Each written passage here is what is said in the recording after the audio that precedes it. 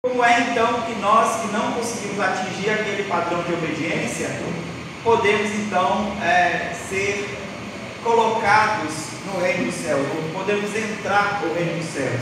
E aí nós vimos que somente através de Cristo, o homem perfeito, é que nós podemos então adentrar o reino dos céus, porque aquelas características são exigidas por Deus e elas são encontradas em Cristo, e em Cristo nós encontramos então amparo para adentrar o reino dos céus. Mas ao mesmo tempo é requerido na nossa santificação que almejemos, que busquemos, que vivamos de acordo com aquela descrição do Salmo 1.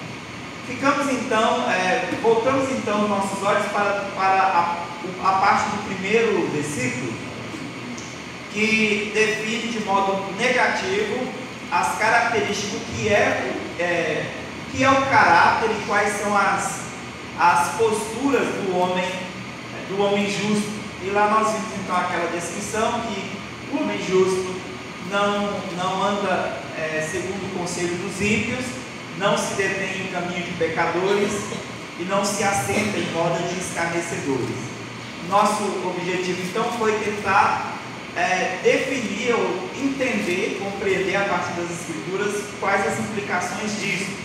Foi levantada então a questão de como nós devemos então viver no mundo, como deve ser o nosso viver no mundo, já que nós temos que viver daquele modo santo, não nos associando com ímpios, com pecadores, mas nós convivemos com eles o tempo todo, trabalhamos com eles, convivemos com eles. Qual é então o ensino bíblico a respeito disso?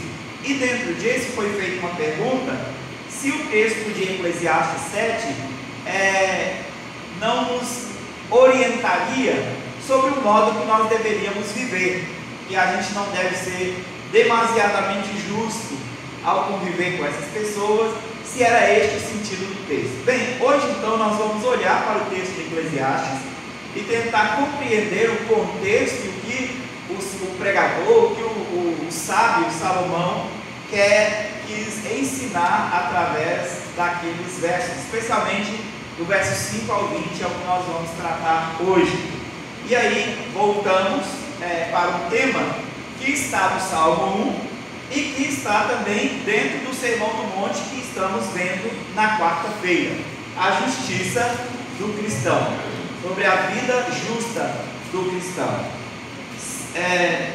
Eclesiastes capítulo 7, do verso 15 ao verso 20, é o texto que nós vamos ler neste momento.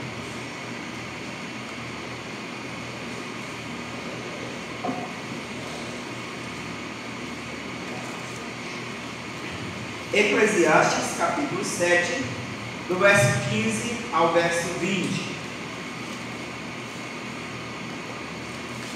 Acompanhe comigo a leitura da palavra do Senhor, que assim diz: tudo isto vi nos dias da minha vida, da minha vaidade. Há justo que perece na sua justiça, e há perverso que prolonga os seus dias na sua perversidade. Não sejas demasiadamente justo, nem exageradamente sábio. Por que te destruirias a ti mesmo? Não sejas demasiadamente perverso, nem sejas louco. Por que morrerias fora do seu tempo? Então, bom é que tenhamos isto, e também daquilo não retires a mão, pois quem teme a Deus, de tudo isso sai ileso. A sabedoria fortalece ao sábio, mais do que 10 poderosos que haja na cidade. Não há homem justo sobre a terra, que faça o bem e que não peque. Vamos orar ao nosso Deus. Santo Deus, graças te damos pela palavra do Senhor, que mais uma vez, Senhor, lida, é instrução do Senhor para as nossas vidas, para a nossa santificação, para a nossa edificação. Pedimos ao Pai que agora, neste momento, quando ela será exposta, o Teu Espírito nos dê a sabedoria do alto, nos dê compreensão, nos dê também, Senhor, boa disposição de mente, de coração, para obedecermos o que o Senhor requer, ó Pai. Pedimos, Deus, que o Senhor leve cativo a obediência de Cristo, os nossos corações e mentes, para que possamos, ó Deus, atender às palavras da tua lei. Em nome de Jesus, Pai, que nós rogamos. Amém e amém. Bem, irmãos, o título que aparece na tradução da Sociedade Bíblica, eu acho que talvez na maioria das Bíblias produzidas, se não todas as Bíblias produzidas pela Sociedade Bíblica Brasileira, o título já induz a interpretação. O título que aparece lá é: a moderação em tudo é boa. E aí isso já induz a interpretação, porque quando você lê o título, você lê o restante do texto pensando que o texto trata de fato daquilo, sobre a moderação. Você deve viver de modo moderado. E de fato a máxima que está lá como título, a moderação em tudo é boa, é verdadeira. As Escrituras nos ensinam a viver de modo moderado, temperante. Isso é um princípio das Escrituras. Só que este título não cabe a este texto, porque ele induz a uma interpretação que o texto não quer dizer, que o texto não ensina. O que significa aí essas três afirmações do sábio, quando ele diz que nós não devemos ser exageradamente sábios, exageradamente justos e exageradamente ímpios? O que é que ele está ensinando com isso? Que nós devemos buscar a moderação nessas coisas, buscar a moderação na prática da justiça, buscar a moderação na prática da sabedoria e buscar a moderação na prática da impiedade? É permitido aos crentes praticarem a impiedade, de modo que nós possamos então buscar a moderação na prática dela? Isso já contraria os princípios das Escrituras e jogaria completamente o que nós estudamos na semana passada em Salmo 1 por terra. Permitir que o crente pratique a iniquidade, se esta iniquidade for praticada com moderação, né? Então aqui já entendemos que não é esta a interpretação do texto. O que significa aqui então essas palavras? O que o salmista, o que o sábio está nos ensinando a respeito da prática da justiça, do modo justo de viver, do modo justo, do modo correto de entender as coisas? Bem, esse título da SBB então, ele presta um desserviço à interpretação ou ao entendimento do texto, porque não é o sentido real do texto esse título aí. A moderação em tudo é boa. Sim, a moderação em tudo é boa, mas esse título deveria estar em outro lugar, não neste texto. Sobre o que então este texto trata? Ele fala de prática de justiça, da sabedoria e da iniquidade. São três conceitos que o sábio dá e que os três aparecem um após o outro. Versículo 17: não sejas demasiadamente, ou versículo 16: não sejas demasiadamente justo. Segundo, não sejas exageradamente sábio. Versículo 17: não seja demasiadamente perverso. Então aqui nós temos que trabalhar os três conceitos um junto do outro. Não significa que os dois primeiros devem ser interpretados de um modo e que o outro deve ser interpretado de outro modo. Não dá, porque o sábio coloca os três um ao lado do outro, dando o mesmo, ou colocando os três no mesmo contexto. O que significa isso então? Bem, devemos então olhar para o contexto todo, para o verso todo. Começando no verso 15, aliás, o trecho todo que nós lemos, os versos todos que nós lemos. Começando no verso 15, ele começa com uma afirmação: tudo isto vi nos dias da minha vaidade. Há justo que perece na sua justiça, e há perverso que prolonga os seus dias na sua perversidade. O que ele quer mostrar com isso aqui? Há justo que perece. O que ele quer dizer com isso então? Ele afirma que ele viu justos perecendo na sua justiça e ímpios sendo bem-sucedidos, perversos prolongando a sua vida, prolongando os seus dias, vivendo em perversidade. O que ele quer dizer para iniciar a conversa? Primeiro, é entender se ele está falando de perecer, de uma perdição eterna, ou se ele está usando o termo perdição aqui como morte, ou a morte antecipada, ou experimentar a morte física. O que é que ele quer dizer aqui? Bem, é mais correto, é mais coerente entender que ele está falando da morte aqui, de perecer. O que ele quer mostrar aqui é que alguns justos, praticando a justiça, morreram cedo, e outros, praticando a iniquidade, prolongaram os seus dias. E exatamente para entender que os nossos dias, eles não são delimitados por um fator só. É Deus que tem o controle de nossas vidas, é Deus que dirige as nossas vidas, e não significa que um crente vai sempre ter vida longa e que o ímpio vai ter vida curta, que o pecado vai encurtar a vida do ímpio e que a obediência a Deus vai prolongar a vida dos justos. O natural é que Deus realmente concede vida e longos dias aos seus justos, mas ele diz: eu vi justos que pereceram na prática da justiça, que morreram cedo. E a gente pode também, talvez aqui, mencionar alguns que nós também conhecemos, que tinham uma vida justa, que tinham uma vida diante do Senhor, uma vida piedosa, uma devoção verdadeira, e que morreram cedo. E aí a gente deve entender que isso está nas mãos de Deus, dentro da soberania do nosso Deus. Mas ele diz que tudo isso ele viu dentro da sua vaidade. Ou o que ele quer dizer com isso? O conceito de vaidade no livro de Eclesiastes é a ideia de que as coisas são passageiras, que elas não são permanentes. As coisas dessa vida não são permanentes, são passageiras. E ele então usa o conceito de vaidade para contrapor tudo aquilo que é eterno. Então ele quer mostrar que nesta vida tudo é passageiro, tudo é temporal, e que muitas vezes o homem se engana com as coisas temporais.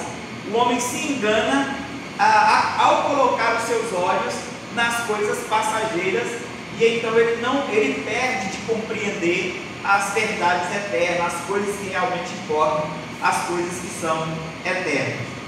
Por causa dessa visão míope, ruim da vida, que faz com que o homem, por causa da corrupção do pecado, que faz com que o homem volte os seus olhos para as coisas temporais e para o modo como ele mesmo percebe as coisas, e não volte os seus olhos para as coisas eternas e para o modo como Deus quer que entendamos as coisas, ele pode ter uma compreensão errada da prática da justiça, do uso da sabedoria e das consequências da prática da iniquidade. Então é aqui o ponto que nós devemos pegar para entender o que ele quer dizer com não seja demasiadamente justo, sábio ou perverso.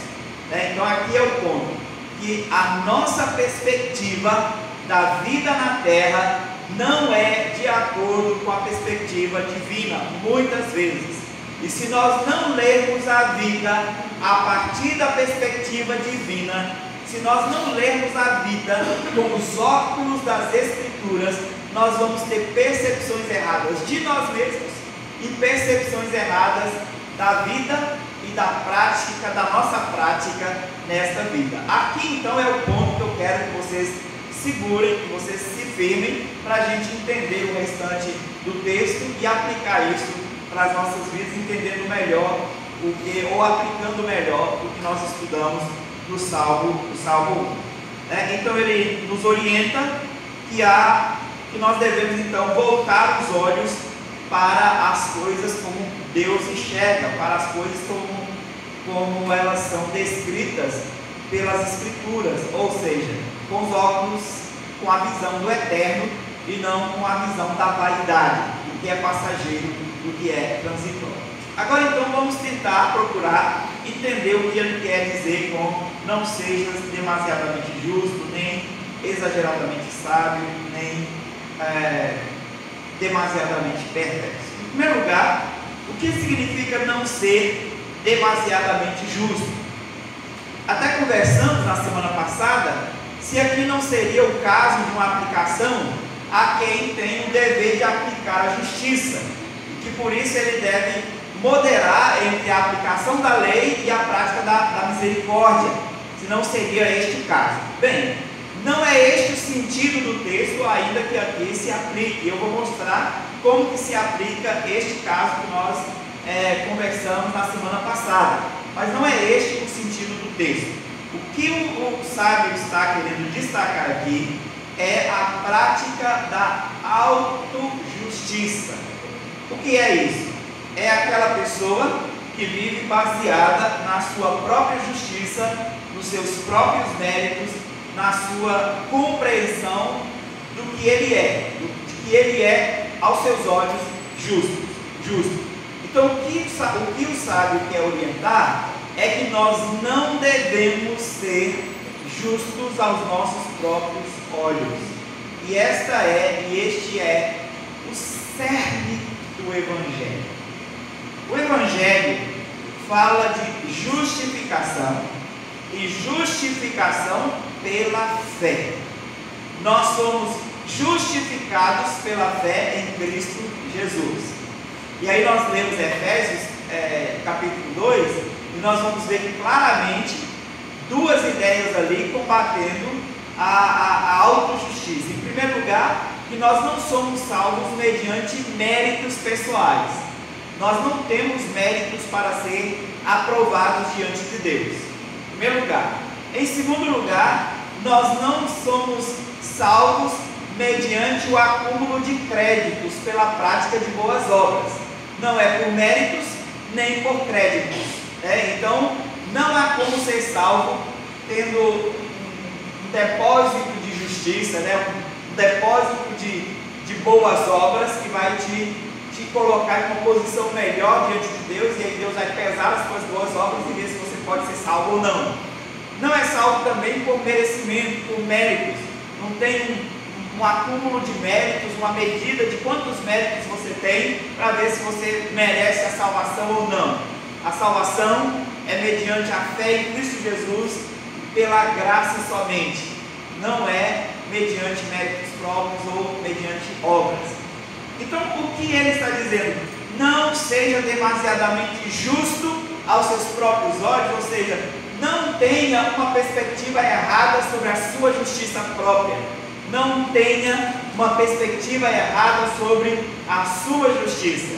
Não pense que você é justo quando você não é. Não pense que pelos seus méritos, que pela bondade do seu coração, você pode ser considerado uma pessoa justa. Isso é autoconfiança, isso é autojustiça e é contrária ao Evangelho. O Evangelho nos coloca ou nos chama a confiança em Cristo, a confiança naquele que pode nos salvar e não em nós mesmos. Então essa é a primeira coisa que nós devemos atentar aqui. Essa verdade é profundamente ensinada pelo Senhor Jesus no Novo Testamento, quando ele combate os fariseus, quando ele chama a atenção dos fariseus, porque os fariseus eram esses que eram demasiadamente justos, ou seja, eles eram justos aos seus próprios olhos. O que os fariseus faziam? Em primeiro lugar, na prática da devoção, eles tinham o hábito de orar em praças públicas e nos campos das sinagogas, com o propósito de serem notados dos homens. E qual era o objetivo deles? Que eles fossem vistos, que eles fossem notados, e a sociedade e o povo pudessem olhar para eles e dizer: olha quão justo é este homem, quão piedoso é este homem, quão devoto é este homem. Então eles faziam com o objetivo de serem notados diante de Deus. Em segundo lugar, eles faziam prática de boas obras com o intuito também de serem percebidos como homens bons. Eles davam esmolas e era comum eles saírem, especialmente na sexta-feira, que era o dia mais comum de dar esmola em Jerusalém, e eles saíam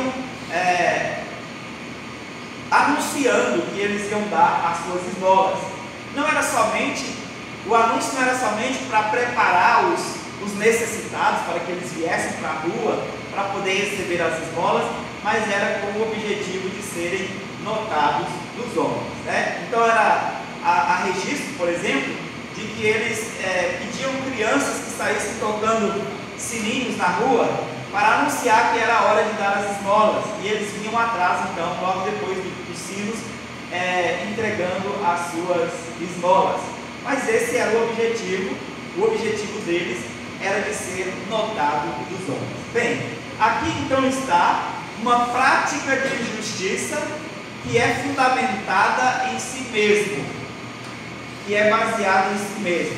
Alguém que acredita ser justo diante de Deus por causa das suas práticas, por causa das suas obras. Ele acha, então ele crê que as suas boas obras, os seus atos é que confirmam a sua justiça, e ele confia nisso. Então aqui nós vemos então o quão perigoso e o nosso coração é tão enganoso que nós podemos cair nessa cilada do coração de achar que somos justos, e então a nossa prática de justiça ela será visando a aprovação dos homens. A gente vê então uma contraposição disso quando o Senhor Jesus orienta o modo como se deve fazer as coisas. Ele diz: olha, os fariseus oram assim, eles oram nas praças públicas, eles oram nos cantos das sinagogas com o objetivo de serem notados. Vocês, quando orarem, fecha a porta do seu quarto e ora ao Pai em secreto, e o Pai que vem em secreto te recompensará. Porventura, por acaso, o Senhor Jesus estava então proibindo as orações públicas? Seria aqui uma proibição das orações públicas? Estaríamos errados, por exemplo, de pedir que irmãos fizessem orações públicas, ou que nós fizéssemos orações a partir daquele culto, por exemplo? Não é isso. O que Jesus está condenando é a prática da devoção, é a prática da oração, com o objetivo de exaltar a sua própria justiça. É a prática da justiça, ou a prática do que é correto, com o objetivo de ser notado dos homens. Isto é o que está sendo condenado. Então, não seja justo aos seus próprios olhos, seria o resumo mais adequado para a expressão aqui do sábio: não sejas demasiadamente justo. Ok, qual deve ser então a base da nossa justiça? A base da nossa justiça é o próprio Cristo, o justo. Então ele deve ser o fundamento da nossa justiça. Toda a nossa prática de justiça é por causa dele, é confiado nele, é pela fé nele. E o único modo de agradarmos o Senhor com a nossa prática de justiça é fazendo isso pela fé. Hebreus 11:6 nos diz que sem fé é impossível agradar a Deus. Você pode plantar bananeira, você pode fazer o que você fizer com o intuito de agradar a Deus, mas se não for pela fé, não agrada ao Senhor. A fé envolve acolhimento das palavras de Deus, obediência a essas palavras e confiança de que elas são verdadeiras, confiando plenamente na pessoa que dá as promessas, que dá essas palavras. Então, confiando plenamente em Deus mediante o seu Filho Jesus Cristo. Então, ser demasiadamente justo aqui trata-se então de ser justo aos seus próprios olhos, ser demasiadamente justo aos seus próprios olhos, ter uma perspectiva da sua justiça que não é coerente com o Evangelho, com a vida com Deus. Então isso é um perigo para o cristão, e aí o sábio está abrindo os olhos dos santos com essa orientação, com essa exortação, para que nós não caiamos no engano do nosso coração, pensando que somos justos por causa das nossas obras, por causa da nossa prática, por causa da aparente bondade do nosso próprio coração. Como que se aplica então, no caso que nós citamos na semana passada que poderia ser um caso da aplicação deste versículo. Pensamos, olha, talvez o texto trate de alguém que tem o encargo de aplicar a justiça e que ele deve ser moderado na aplicação da justiça, pensando que ele deve também praticar misericórdia. Como que isso se encaixa aqui? Bem, o texto condena o legalismo moral, isso é claro. O texto condena o legalismo moral que geralmente é fundamentado nas próprias obras, não na justiça divina. O legalismo moral, ele constrói para si mesmo um sistema de regras, um sistema de princípios. Ele passa, a pessoa que adota o legalismo moral como princípio de vida, ele vai ter a sua própria interpretação da lei de Deus, ele vai guiar a sua vida pelas suas próprias regras, conforme ele entende que é a vida, conforme ele entende que é a instrução da palavra de Deus. E terceiro, ele vai muitas vezes, via de regra, fazer da sua própria vida um padrão para os outros. Vejamos, por exemplo, no trecho, na seção do Sermão do Monte, que o Senhor Jesus trata da relação do cristão com a lei de Deus. Naquele trecho você vai perceber que o Senhor Jesus sempre faz uma aplicação direcionada para uma das leis, um dos mandamentos, dos 10 mandamentos. E ele sempre começa dizendo: ouvistes o que foi dito.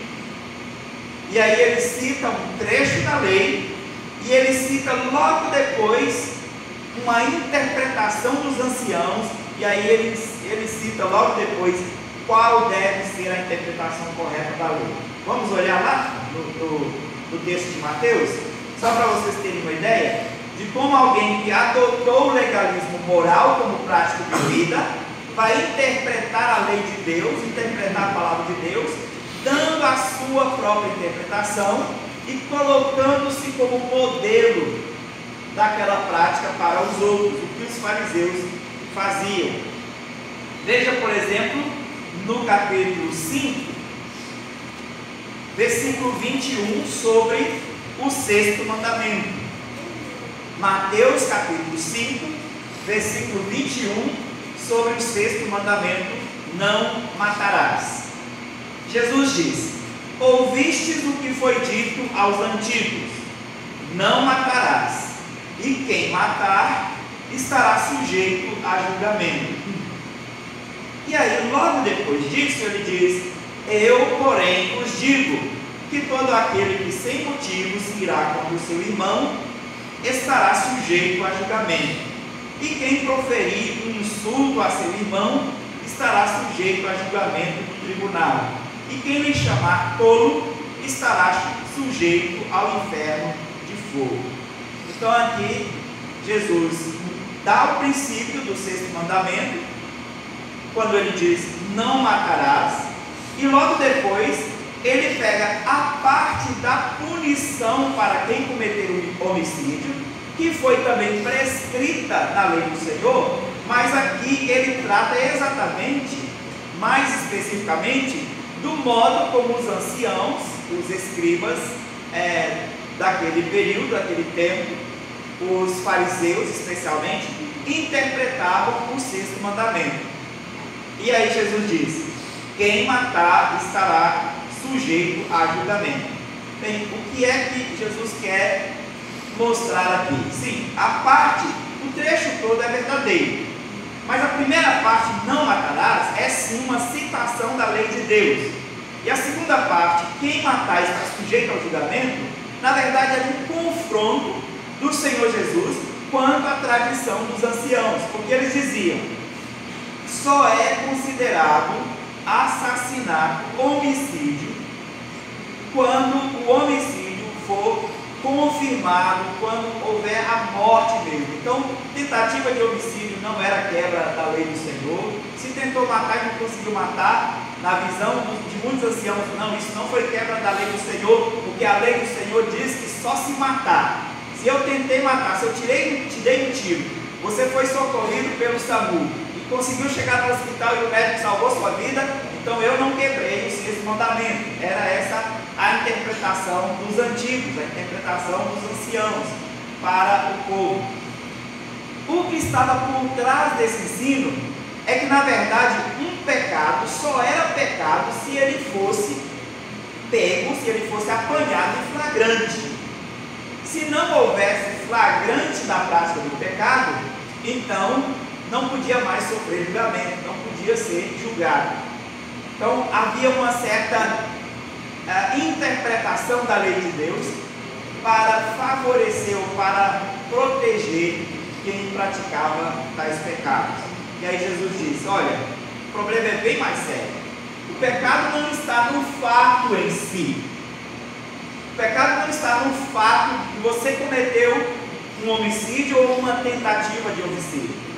O pecado está no coração, quando você intentou o mal contra o seu irmão, quando você sentiu ódio mortal pelo seu irmão, contra o seu irmão, quando você desferiu palavras injustas contra o seu irmão, quando você agride verbalmente o seu irmão. Isso já é quebra do sexto mandamento. Você não matou fisicamente, literalmente, mas você o matou com palavras. E aí Jesus quer mostrar que antes do indivíduo executar um homicídio, ele já o fez no seu próprio coração, mostrando que o problema do pecado é mais profundo do que a prática. O problema do pecado está muito além da prática, ele está arraigado no coração. E aí só o Evangelho pode lidar com o coração. O coração é uma esfera que o tribunal externo não pode lidar. O tribunal humano não consegue lidar com as coisas do coração. O juiz pode determinar uma sentença, o juiz pode dar uma condenação, mas essa condenação não atinge o coração. Só o Evangelho pode atingir o coração. Então aqui você vê que havia uma intenção de burlar, de certo modo, a lei. No versículo 27, vamos ver outro caso que é aplicado ao sétimo mandamento: não adulterarás.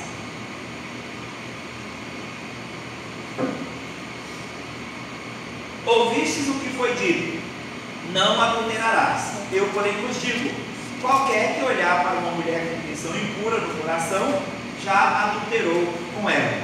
Bem, a interpretação da lei era que se alguém foi apanhado em flagrante adultério, então essa pessoa deveria ser condenada por adultério. E a condenação para o adultério era o apedrejamento. Então, eles aplicavam deste modo: você só cometeu adultério se você foi apanhado em flagrante. E aí sim você estará sujeito a julgamento.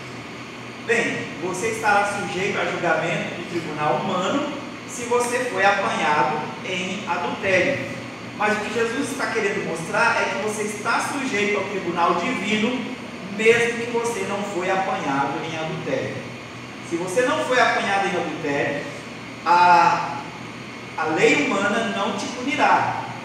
Mas se você, a lei não será, o tribunal humano, a lei divina aplicada por um tribunal humano, não te alcançará. Mas ainda assim, porque você adulterou, a lei divina te alcançará no coração. Deus te julgará. Deus aplicará a justiça dele a você. Então, veja aqui: aqueles que adotavam o legalismo moral como prática entendiam que eles podiam definir o que era a lei, o que era a interpretação da lei de Deus.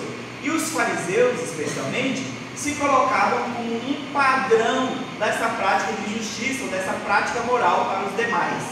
Você percebe isso na oração do fariseu no templo, junto com o publicano, na parábola do fariseu e do publicano.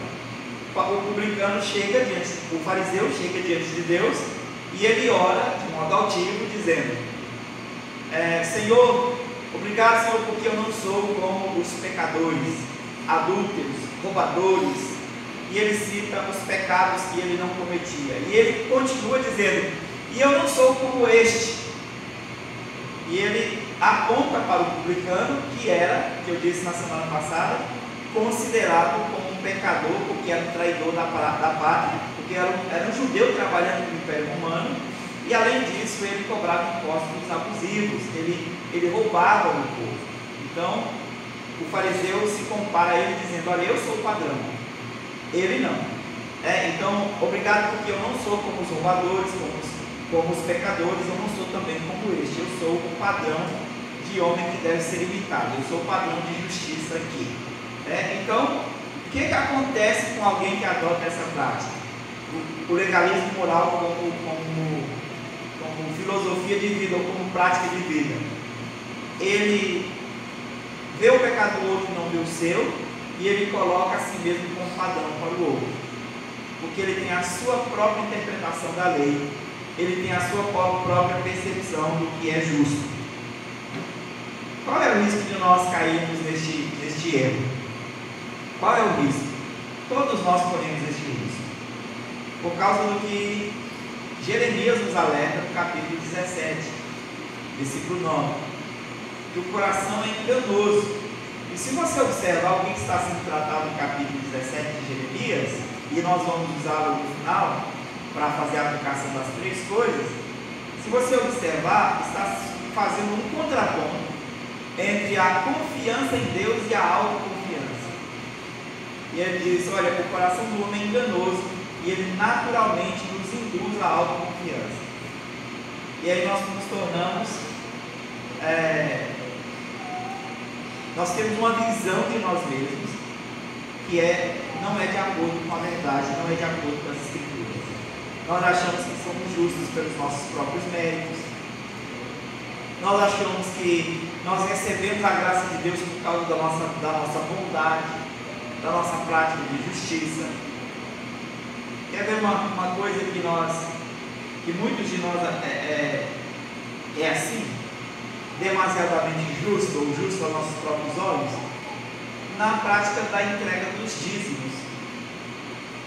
Muitos de nós entregam os dízimos não por obediência e por alegria, mas entrega porque foi ensinado pela doutrina pentecostal e que tem um demônio chamado devorador, que se você não entregar o seu dízimo, esse demônio chamado devorador vai destruir sua casa, vai destruir tudo que você tem.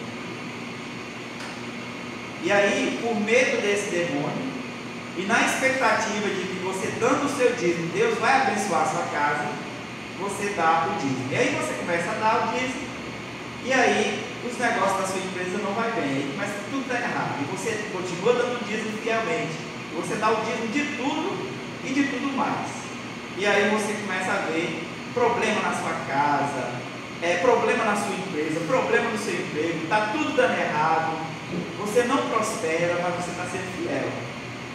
E aí você pensa: bem, eu estou fazendo tudo certinho e não está dando certo. Por quê? Quando chegamos a pensar deste modo, é exatamente porque nós entendemos que Deus nos abençoa porque estamos sendo justos, não porque Ele é bom. Sim, Deus recompensa a justiça dos seus servos, Deus abençoa aqueles que são obedientes à sua palavra, mas é arriscado, é perigoso quando nós acreditamos que nós estamos sendo abençoados porque somos bons, porque estamos fazendo as coisas do modo correto, e que Deus é obrigado a nos abençoar porque somos bons. Olha o Salmo 73, a crise de Asaf. Ele olha para o ímpio e ele vê o ímpio prosperando, e ele olha para si mesmo e ele não vê prosperidade, e ele diz: o que me valeu ser justo aos olhos do Senhor? Olha a postura do povo em Malaquias. Ele diz: em vão temos servido ao Senhor, temos servido ao Senhor em vão, não tem valido a pena. Por quê? Eles disseram: estamos sendo fiéis e Deus não está nos abençoando à proporção da nossa fidelidade. É exatamente essa crença de que a bênção de Deus vem porque você é justo. É uma confiança na sua justiça pessoal. E isso é contra o Evangelho. O Evangelho, ele tira toda a nossa confiança em nós mesmos, toda a nossa confiança em nossa justiça pessoal, para nos fazer olhar para Cristo justo, para colocar a nossa confiança na justiça de Cristo. Ok, continuando, o sábio diz no versículo 16 ainda de Eclesiastes 7, não seja exageradamente sábio. Aliás, eu não fiz a aplicação especificamente no caso da aplicação da lei, né?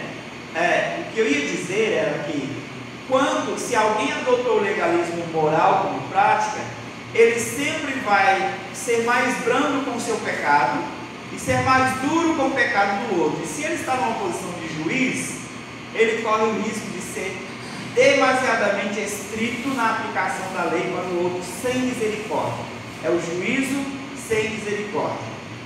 Mas se ele entende que o Deus justo é também gracioso e que ele que está nessa posição é também alvo da graça de Deus, ele vai procurar aplicar a justiça, a lei, do modo mais correto possível, mas preocupado em ser gracioso, preocupado em ser misericordioso. A justiça com misericórdia aplicada para aquele sobre quem ele está dando sentença ou aplicando o juízo. Então, isso se aplica aos pais também, quando vamos corrigir os nossos filhos. Nós podemos ser muito injustos com os nossos filhos se a nossa postura é legalista. Nós colocamos a nós mesmos como padrão moral, não a palavra de Deus, e a gente quer que os nossos filhos sejam exatamente o que nós somos, e aí nós os corrigimos mediante a nossa compreensão de justiça. E muitas vezes o que nós achamos que somos não é o que somos de fato, é uma visão errada de quem nós somos, por causa do pecado. Os óculos estão embaçados e nós vimos a nós mesmos de uma forma diferente do que de fato nós somos. Por isso nós temos que sempre olhar para nós a partir de Cristo, olhar para nós a partir da perspectiva do Evangelho. Ok, não seja exageradamente sábio. A mesma coisa aqui, não seja sábio aos seus próprios olhos.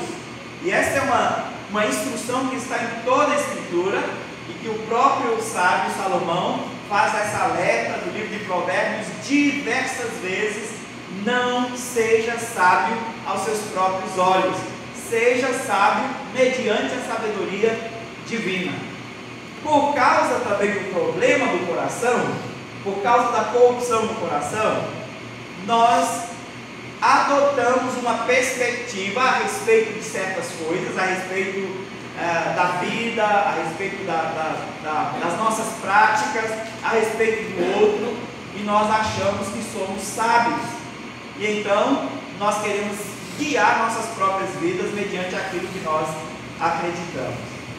E isso é tão perigoso, meus irmãos, especialmente para crentes mais velhos na fé. Porque a gente corre o risco de acreditar que nós já conhecemos as Escrituras o suficiente para tomar decisões sem muita reflexão, para tomar reflexões sem muita oração, ou tomar decisões sem refletir, sem orar. E aí a gente incorre no erro de tomar decisões mediante o senso que o nosso coração formou. E muitas vezes nós tomamos decisões baseadas no senso comum e não baseadas na palavra de Deus. Porque o senso comum diz que isso é o melhor a se fazer, porque o senso comum diz que isso é o correto, nós tomamos decisões baseadas no senso comum. E às vezes a gente pensa, não, para isso aqui eu não preciso nem orar, para isso aqui eu não preciso nem pensar. Lembro de um caso em que eu tive que aconselhar um casal, e eu comecei orando, e depois abri um texto bíblico e li um texto bíblico para ele, e aí ele diz, pastor, isso aí eu já sei de cor, eu quero saber como é que eu vou resolver meu problema. Quando uma pessoa diz isso para a palavra de Deus, ele diz isso aí eu já sei de cor, ele está baseado na sabedoria divina ou na sua própria sabedoria? Na sua própria sabedoria. Essa pessoa acha que ela já conhece a palavra de Deus suficiente para entender aquele assunto e tomar decisões sobre aquele assunto. Bem, se já sabe de qual, por que não resolveu sozinho lá em casa? Por que veio incomodar o pastor, pedir conselho para o pastor? Né? Mas geralmente espera respostinhas prontas, já dizendo, olha, faça isso aqui, isso aqui, que vai dar certo. É o pragmatismo guiando a vida. Eu quero respostas pragmáticas, eu não quero ler a Bíblia, eu não quero auxílio do Espírito, eu não quero gastar joelho no chão para entender como a minha vida deve ser guiada pelas Escrituras, como as Escrituras devem guiar minhas decisões neste caso. E às vezes a sabedoria divina é tão simples, mas a gente espera uma resposta mais sofisticada. Por isso a gente vai basear no senso comum, a gente vai procurar conselhos com quem tem uma resposta mais sofisticada do que a palavra de Deus. Quer ver um exemplo?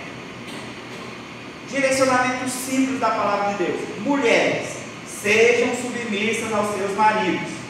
Maridos, amem as suas esposas como Cristo amou a igreja. Este é o segredo para o lar feliz. Tá? Filhos, obedeçam aos seus pais no Senhor. Este é o segredo para uma família feliz. Mulheres submissas, maridos que amam as suas esposas como Cristo amou a igreja, e filhos obedientes, guardando o quinto mandamento. Simples, claro como água, limpa. E aí você então vai complicar as coisas. Pastor, as coisas lá em casa não estão dando certo. Por que está acontecendo? É problema direto, nós não estamos conseguindo resolver os nossos problemas. E aí você vai ver, as coisas estão invertidas dentro de casa.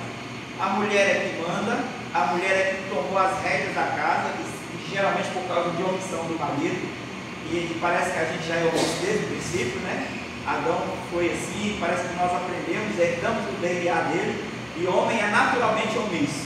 A gente tem uma facilidade para ser omisso nas responsabilidades do lar, e aí a mulher acaba assumindo as rédeas da casa. Aí tem um lar que é direcionado, que é guiado, tudo é guiado pela mulher. A espiritualidade da casa, se ela não lembra que tem que fazer tudo doméstico, se ela não dirige a oração em casa, se ela não lê, faz as leituras da Bíblia com os filhos, ninguém mais faz porque o marido não faz. E aí está invertido, o marido é egoísta, ele só pensa em si mesmo, ele chega no trabalho, alguns até, a esposa tem que até tirar o sapato e a meia chulezenta dele, né? E ele chega em casa e ele acha que ali é o reino dele. Ele chega em casa, deita no sofá, liga a sua televisão, vai ver o futebol e a família tem que servi-lo. É do jeitinho que Jesus faz, igualzinho. E aí não ensina os filhos a obediência e quer que a família dê certo. Se vivendo esses princípios já é difícil viver em família, vivendo desse jeito que eu acabei de descrever, pior ainda. O que é que você deveria fazer? Só ir lá no texto bíblico e ler, e a mulher reconhecer, olha, eu não estou sendo submissa ao meu marido. Meu marido, me perdoe, porque eu assumi as rédeas da casa. Eu sei que você está com dificuldade de assumir, mas eu quero te ajudar. Eu fui colocada como sua auxiliadora. Agora eu preciso que você me ajuda também. Cada vez que eu tentar tomar as rédeas, você me ajuda, me lembra que você é o marido aqui. A mulher precisava ser humilde a esse ponto. Do outro lado, o marido, minha esposa, eu estou sendo egoísta. E eu não estou te amando como Cristo amou a igreja. Eu não estou cuidando de você e protegendo os filhos como eu deveria fazer, como Cristo faria. Então eu preciso mudar. Agora eu preciso da sua ajuda. Quando eu não estiver sendo como Cristo, me ajuda, ora comigo, me lembra. Porque a mulher é auxiliadora do marido. E o marido tem que entender que se ele quiser governar a sua casa sem o auxílio da sua mulher, ele vai ser um fracasso. Aí ele acha, não, está tudo bem, aqui em casa sou eu que mando, as coisas são assim, e aí a esposa, na verdade, é que está mandando.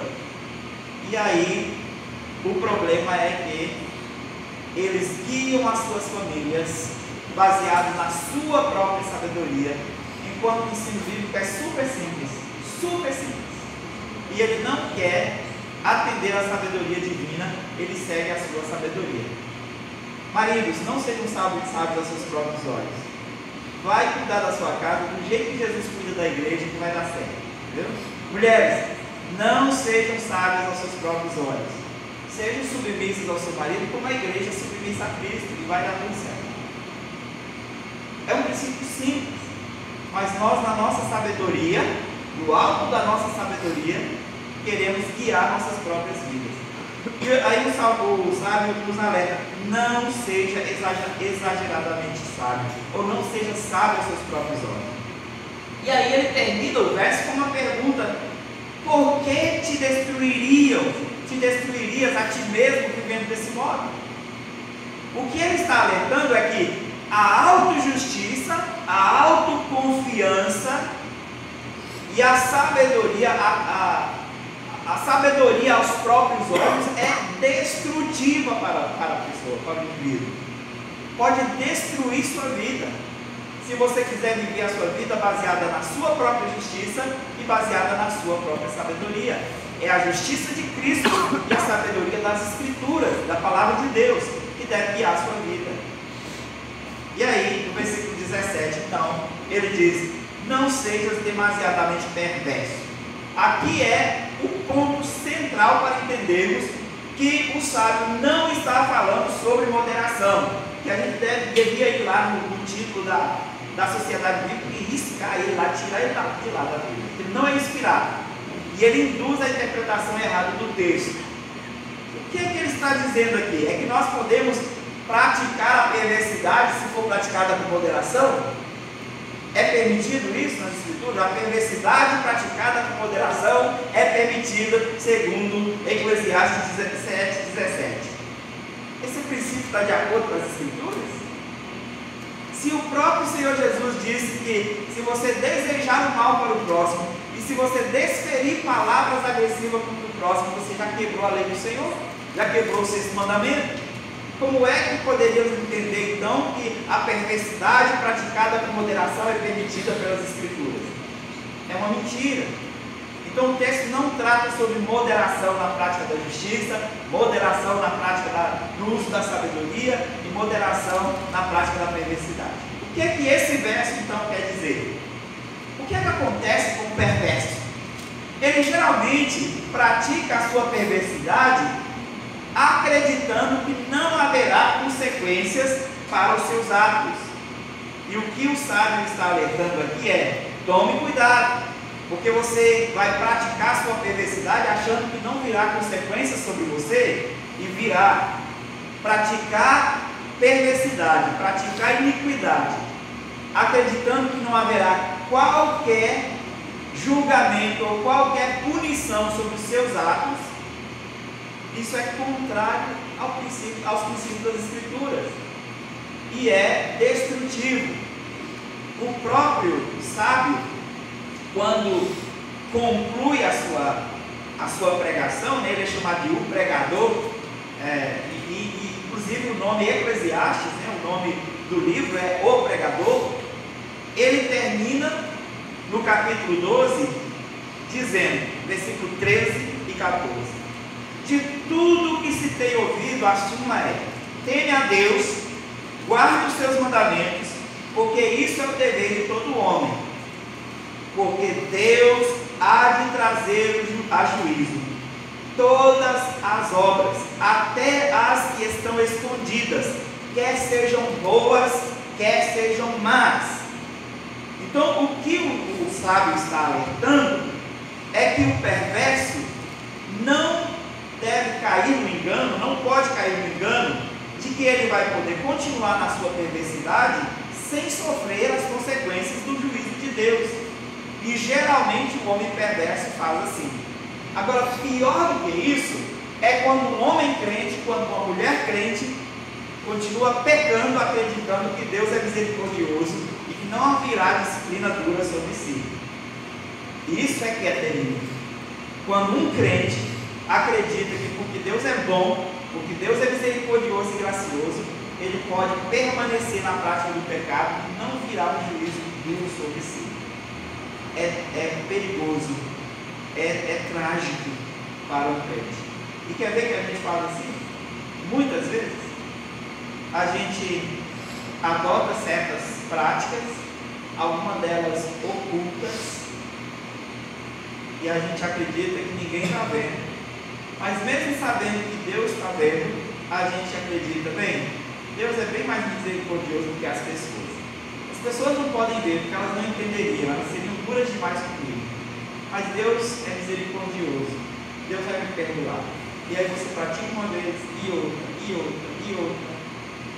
E haver um caso que é bem comum às vezes nos gabinetes pastorais, maridos envolvidos com pornografia.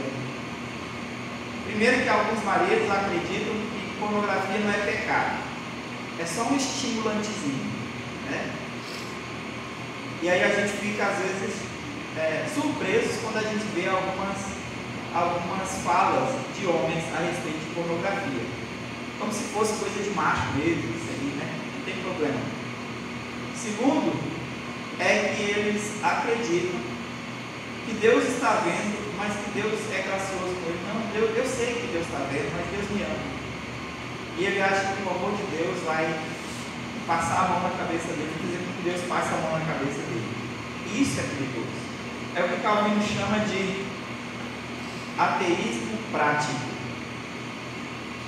que é você crê que Deus existe, você diz submeter-se a Deus, mas você vive como se Deus não existisse. E aí, nesse sentido, eu acredito, e eu já disse isso aqui, que eu acredito, que o ateísmo prático é mais danoso para o crente do que o ateísmo filosófico. O ateísta, ele crê que Deus não existe, ele defende as suas convicções, mas muitas vezes a gente vê um ateísta que defende filosoficamente a sua posição, que diz Deus não existe, ou é agnóstico, né? Se Deus existe, não há provas suficientes para afirmar isso, então por isso eu prefiro acreditar que não existe. Eu nem creio nem descreio, geralmente essa é a posição do agnóstico. Gente, eu estou fazendo uma simplificação do agnosticismo aqui, viu? O agnosticismo é bem mais complexo do que isso aqui, mas ele pelo menos é honesto. Ele é honesto em dizer, olha, eu não creio que Deus existe. Ou se Deus existe, não há provas ainda para confirmar a existência dele. Eu não creio. O pior é o crente que diz, Deus existe, eu sou servo de Deus, mas vive como se Deus não existisse. Não é submisso à sua lei, não é submisso à sua vontade. E aí vive na prática da impiedade, vive na prática da perversidade.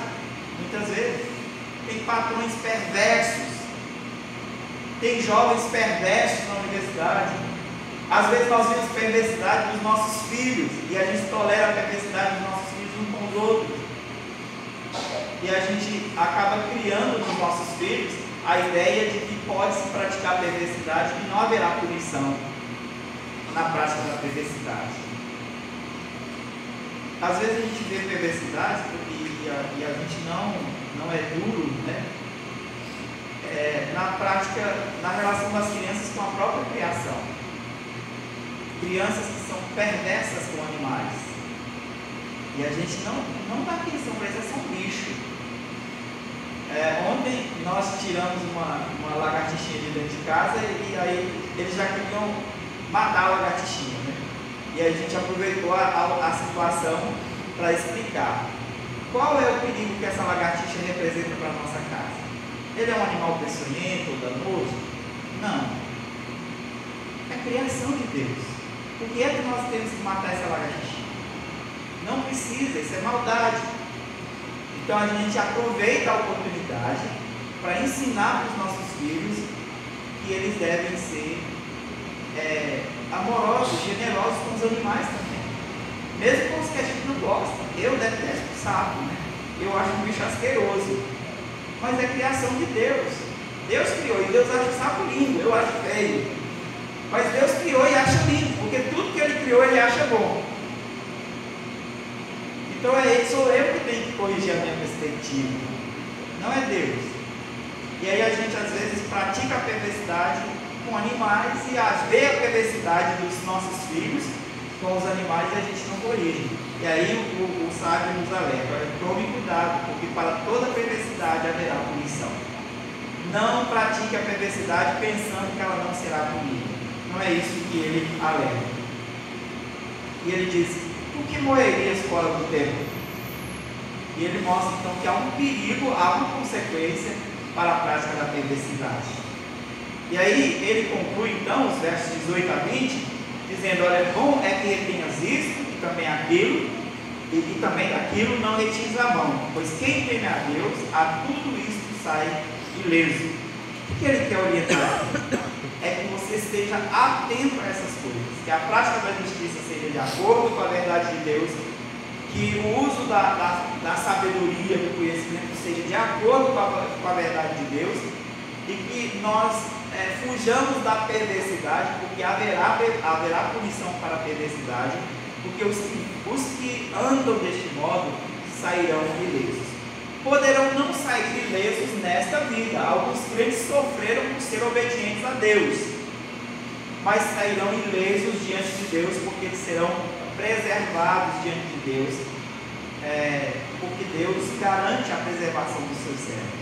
Ok. E aí ele continua no versículo 19: a sabedoria fortalece o sábio mais do que ideias poderosas que agem na cidade. Só que não é a sabedoria que nós conhecemos, a sabedoria do senso comum. Nós acreditamos que a sabedoria é adquirida pelo acúmulo de experiências. Por isso, na nossa visão, o homem mais velho, a mulher mais velha é mais sábia do que o jovem. Isso é a sabedoria segundo o senso comum. A sabedoria não é adquirida pelo acúmulo de experiências. A sabedoria é adquirida pelo conhecimento da verdade de Deus. Quanto mais nós conhecemos a verdade de Deus, e quanto mais ela faz sentido para as nossas vidas, quanto mais ela é aplicada às nossas vidas, então mais nós vivemos de acordo com a vontade de Deus, mais sim nós somos sábios. É a sabedoria do alto. E aí o versículo 20 é muito importante, é chave para que compreendamos o restante. Ele diz: não há homem justo sobre a terra que faça o bem, e não há quem peque. Que não peque. Então não há nenhum justo, não há quem não peque. Todos nós somos então alertados por essas exortações, porque é um risco para todos nós. Todos nós corremos o risco, porque não há justo, não há quem não peque. Todos nós corremos o risco de confiar na nossa própria justiça. Todos nós corremos o risco de confiar na nossa sabedoria, de sermos sábios aos nossos próprios olhos. E todos nós corremos o risco de achar que Deus não trará juízo sobre nossas perversidades, mas Deus trará. Então nós precisamos tomar o devido cuidado. E aí eu quero concluir com as aplicações olhando para Jeremias 19. Acabou meu tempo, né? Jeremias 17. Jeremias 17.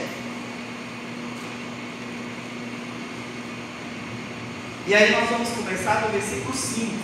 O ponto que nós citamos diversas vezes foi o 9, mas nós vamos do 5 ao 10 e eu quero fazer a conclusão com estes versos e aplicando nas nossas vidas. Diz assim: assim diz o Senhor: maldito o homem que confia no homem, faz da carne mortal o seu braço e aparta o seu coração do Senhor, porque será como arbusto solitário do deserto, e não verá quando vier o bem, antes morrerá nos lugares secos do deserto, na terra salgada e inabitável. Agora vem a outra parte, a contraposição. Bendito o homem que confia no Senhor, e cuja esperança é o Senhor, porque ele é como árvore plantada junto às águas, que estende as suas raízes para o ribeiro, e não receia quando vem o calor, mas a sua folha fica verde, e no ano da sequidão não se perturba, nem deixa de dar fruto. Lembra que aqui a repetição do versículo 3 do Salmo 1, aqui a mesma contraposição que é feita entre o justo e o ímpio lá no Salmo 1, é feita aqui entre o homem autoconfiante e o homem confiante em Deus. E aí ele começa dizendo: maldito o homem que confia no homem. Os versículos não está ensinando que nós não devemos confiar confiar no outro. Não é isso que esse verso está ensinando. Muitas vezes a gente vê as pessoas citando esse verso: ah, fulano me enganou. Bem diz a palavra do Senhor, maldito o homem que confia no homem. O texto não é sobre isso. O texto está falando que é maldito é quando você confia em si mesmo. Maldito o homem que confia em si mesmo. Maldito o homem que faz da força do seu braço o seu poder. Este é o homem maldito. Então, quando você aparta o seu coração do Senhor e acha que a sua justiça é suficiente e que a sua sabedoria é suficiente para viver a vida, aí sim você está apartando da verdadeira sabedoria e você está confiando em si mesmo e sendo, então, colocando-se debaixo da ira do Senhor. Maldito. E aí o que acontece com você, se você for assim, você será como um arbusto solitário no deserto, bem comparado à palha lá do Salmo 1, né? Um arbusto solitário no deserto, e quando vier o bem, não desfrutará dele, não verá, morrerá em lugar seco, deserto, em terra salgada e inabitável, perecerá. E aí versículo 7, bendito o homem que confia no Senhor. Você confia no Senhor, coloca a sua esperança no Senhor e não em si mesmo. E aí, então, ele conclui com os versículos 9 e 10, dizendo: enganoso é o coração, mais do que todas as coisas, desesperadamente corrupto. Quem o conhecerá? Eu, o Senhor. Esquadrinho o coração, eu provo os pensamentos, e isto para dar a cada um, segundo o seu proceder, segundo o fruto das suas ações. O homem que confia em si mesmo foi enganado pelo seu próprio coração, achando que ele era justo e sábio, e achando que Deus não pune as perversidades, porque Deus é bom.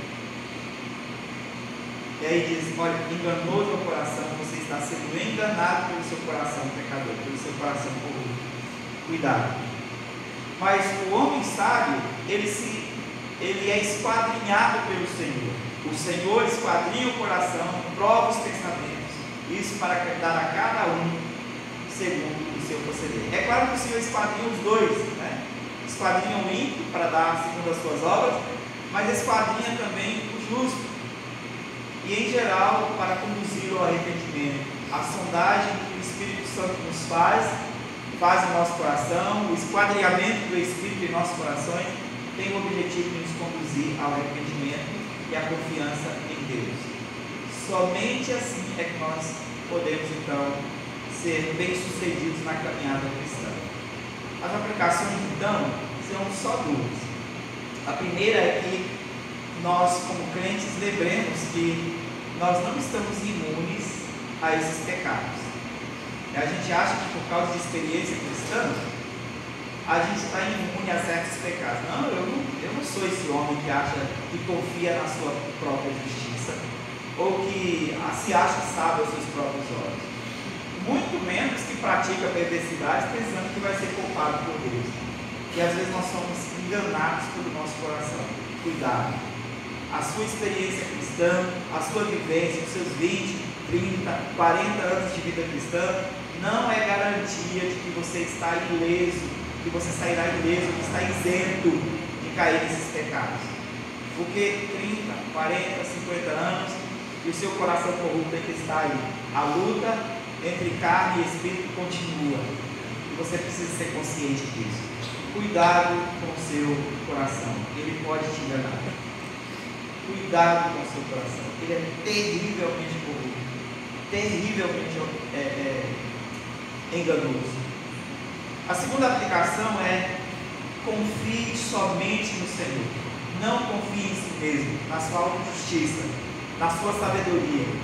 Confie somente no Senhor, porque é assim que nós alcançamos a verdadeira sabedoria e o progresso na vida cristã. Cuidado com a autoconfiança, cuidado com a autojustiça, cuidado com o engano de que você não será punido por causa do amor de Deus por você, que você não sofrerá disciplinas ou castigos divinos porque Deus te ama. Cuidado, Deus disciplina a quem Ele ama, e às vezes a ataca é pesada, às vezes bate muito forte, nós precisamos tomar esse cuidado. Confie no Senhor. Em suma é isso. E aí nós continuamos com a ideia do Salmo 1. De confiar no Senhor e no Senhor somente. De confiar em Jesus e em Jesus somente. Não confiar em si mesmo. Não confiar na sua própria justiça. Amém? Amém. Que Deus nos abençoe. Nos ajude a aplicar essas coisas em nossas vidas.